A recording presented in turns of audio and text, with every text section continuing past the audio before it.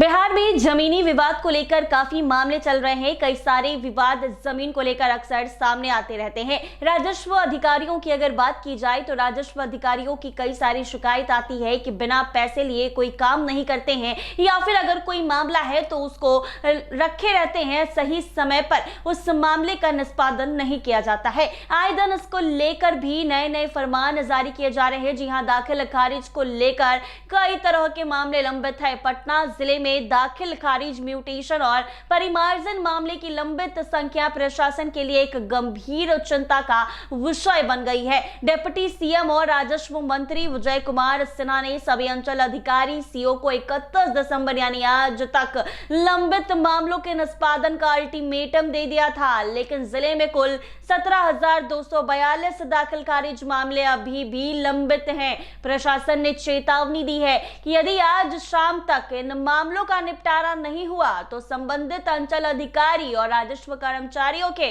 खिलाफ कड़ी कार्रवाई की जाएगी। जी हां, अपर समहर्ता राजस्व के अनुसार इन मामलों में 3,270 से ज्यादा मामले 35 दिनों से अधिक समय से, 1122 मामले 75 दिनों से और 731 मामले 120 दिनों के अधिक समय से पड़े हुए हैं, यानी लंबित है। जिले के 6 अंचल में 1000 से अधिक मामले पेंडिंग पाए गए हैं। सबसे अधिक मामले फुलवारी शरीफ अंचल में सामने आए हैं, जहां 1890 से ज्यादा मामला लंबित है। उसके बाद बीटा में जहां 1739 और संपर्क चक में 1737 मामले, दीदारगंज में 1342 मामले और नौबतपुर में 1294 मामले और मनेर में 1099 मामले लंबित पाए गए हैं। प्रशासन ने सभी संबंधित अधिकारी और कर्मचारियों की छुट्टियां भी रद्द कर दी है। यह कदम सुनिश्चित करने के लिए उठाया गया है कि निर्धारित समय सीमा के भीतर सभी लंबित मामलों का निष्पादन किया जा सके। डिप्टी सीएम विजय सिन्हा ने स्पष्ट किया है कि 31 दिसंबर तक मामलों का निपटारा नहीं हुआ तो जिम्मेदार अधिकारियों के खिलाफ कार्रवाई की जाएगी।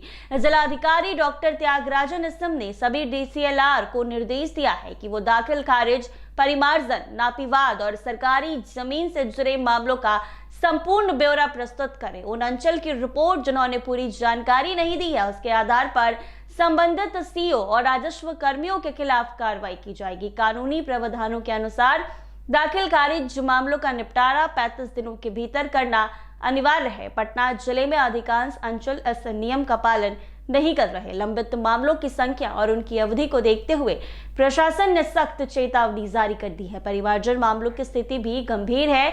जिले में कुल 9,163 परिमार्जन मामले लंबित है।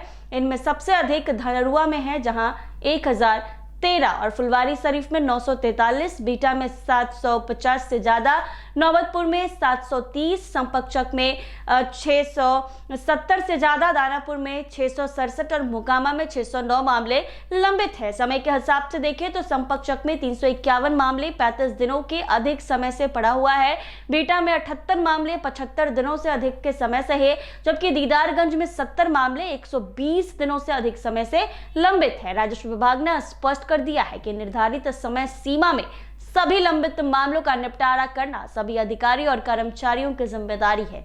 प्रशासन ने चेतावनी दी है कि यदि यह नहीं किया गया तो संबंधित सीओ और राजस्व कर्मचारियों के खिलाफ सख्त कार्रवाई की जाएगी। पटना जिले में दाखिल खारिज और परिमार्जन मामलों का शीघ्र निष्पादन न केवल कानूनी जिम्मेदारी है, बल्कि यह जिले में भूमि प्रशासन की पारदर्शिता और जवाबदेही सुनिश्चित करने के लिए भी जरूरी है। अधिकारी और कर्मचारियों की जिम्मेदारी बनती है कि वो समय पर सभी लंबित मामलों का निपटारा करें। इससे न केवल नागरिकों को राहत मिलेगी, बल्कि प्रशासन की कार्यप्रणाली पर भी प्रभाव होगा।